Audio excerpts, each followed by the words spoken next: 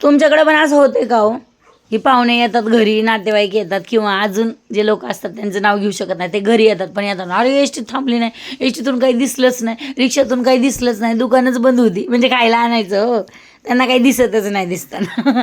तर ना माझं आमच्यात एक काल पाहुणा आला होता, नारळ पाणी घेऊन आला 2, मला मोटिवेट करायला, हो डाएट चालू आहे ना माझं, मला याचं फार हसायला आलं. तर ना पहिलं तर आमच्या घरी येताना कोण आणत नव्हतं, पहिला आमचा मुलगा हॉस्टेलला होता आणि आम्हाला दोघांना काही तोंड नाही ना खायला, आम्ही त्यांचं खाल्लं असतं तर आम्हाला डाळ द्यावा लागला असता, म्हणून आणत नव्हते. पण आपण कोणाच्या घरी मोकळ्या हाताने जायचं नाही, भरल्या हाताने जायचं, आपण हलकट नाही आहोत हे लक्षात ठेवायचं.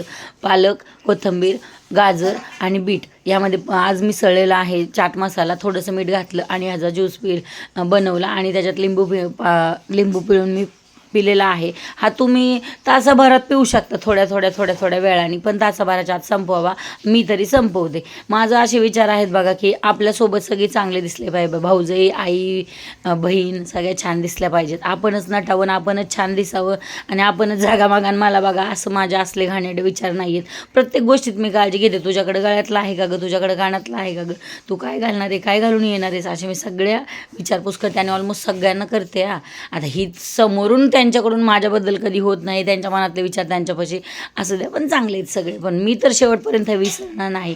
दीक्षाचा आणि माझ्या भाऊजाईचे दोन्ही ब्लाऊज काल अर्जंटमध्ये शिवले, मला माहीत नव्हतं की त्यांच्याकडे ह्या साड्या आहेत आणि त्यांना ह्या हव्या आहेत. आता जो कार्यक्रम आहे त्यामध्ये त्या दोघींनाही घालण्यासाठी मी शिवलेला आहे. खूप छान दोन्ही ब्लाऊज आलेत बघा. तुम्हाला आवडले का कमेंटमध्ये नक्की सांगा. आई माझी तयारी करते, आईशिवाय नाही हो कोण हे जगात, आई लय महत्त्वाचं आहे, लय महत्त्वाची आहे, बरोबर आहे का नाही सांगा.